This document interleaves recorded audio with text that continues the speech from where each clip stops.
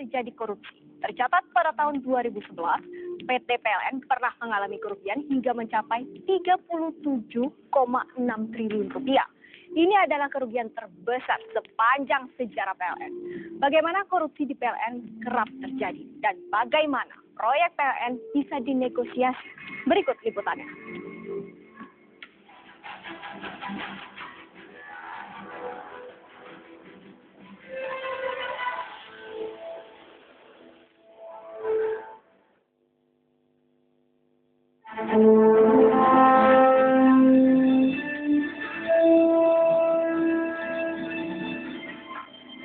Dua kali diperiksa sebagai saksi, Dahlan Iskan akhirnya menyandang status sebagai tersangka kasus korupsi pembangunan gardu induk PLN Jawa, Bali, dan Nusa Tenggara.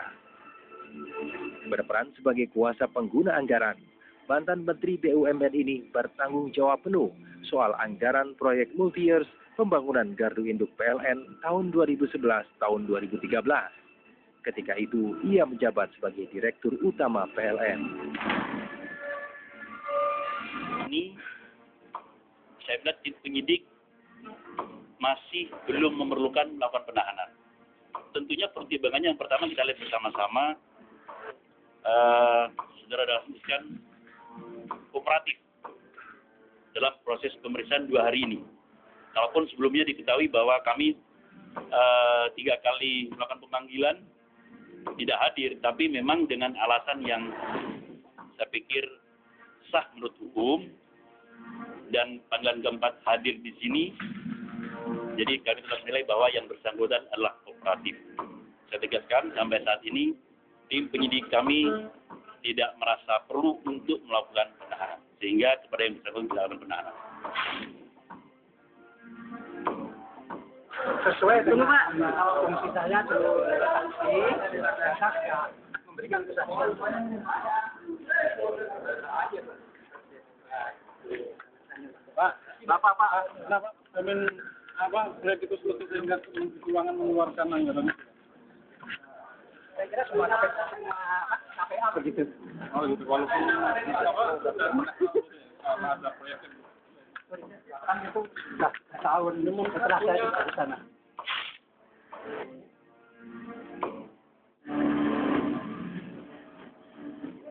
Penyidik Kejati DKI telah langsung melakukan pengecekan terhadap pembangunan sejumlah gardu induk. Di antaranya gardu induk di Sanur, Bali, gardu induk di Serang, Banten, dan gudang penyimpan materialnya, gardu induk di Pelabuhan Ratu, Jawa Barat. Dan sejumlah pembangunan gardu induk itu dinilai bermasalah. Sebelumnya 15 orang telah ditetapkan Kejati DKI sebagai tersangka, yang 9 diantaranya adalah pegawai PLN yang juga telah ditahan oleh Kejati DKI. Proses sudah dijalani, sudah dilakukan di Kejaksaan Tinggi, dan saat ini teman-teman memang sudah ada yang ditahan, mungkin sudah dilimpahkan di Kejaksaan Negeri untuk diproses lebih lanjut. Nah, kita tinggal ikuti saja. Kami sebagai perusahaan tentu akan menghormati hukum yang sedang berjalan. Satu itu adalah GM sebagai pemegang kuasa P2K-nya itu. Kemudian ada yang kelompok penerima barang. Ada juga yang sebagai direksi pekerjaan. Jadi ada beberapa, total itu ada 9 orang yang saat ini sudah ditahan.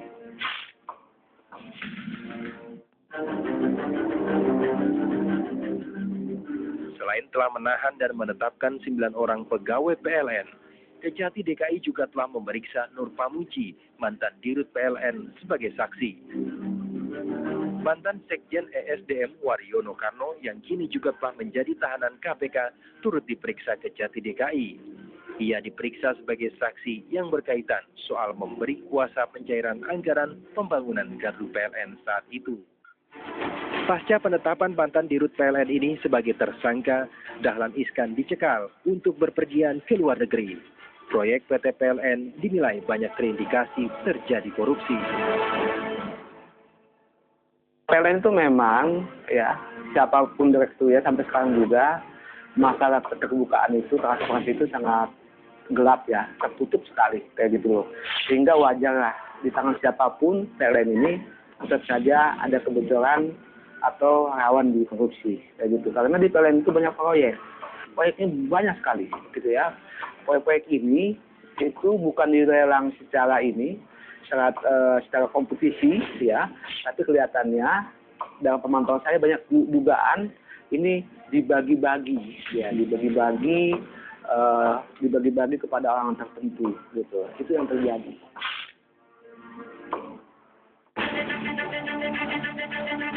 Penetapan Dahlan Iskan sebagai tersangka tentu melalui proses panjang penyidikan Kejati DKI.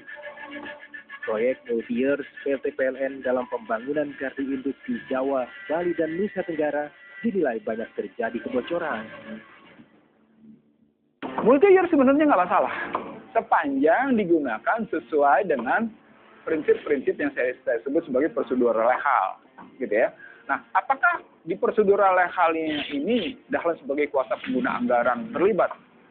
Kalau dia punya tim sendiri sebagai tim pengadaan proyek pembangkit ini ya, dengan tim-timnya semacam itu, dan mereka adalah pengguna anggaran berdasarkan keputusan Menteri SDM, maka keterlibatan Dahlan adalah pada cara-cara tidak langsung mengenai pengadaan gardu.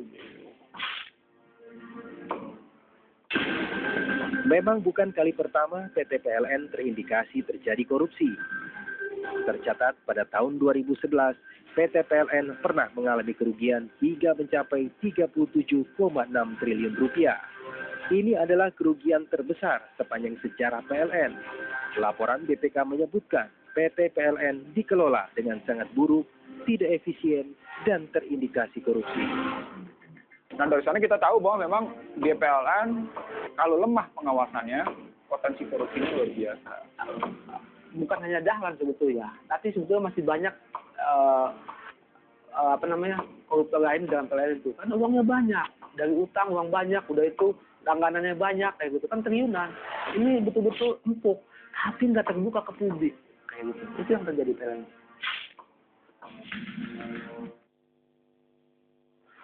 Bursa transfer pemain di Liga Eropa mulai bergeliat.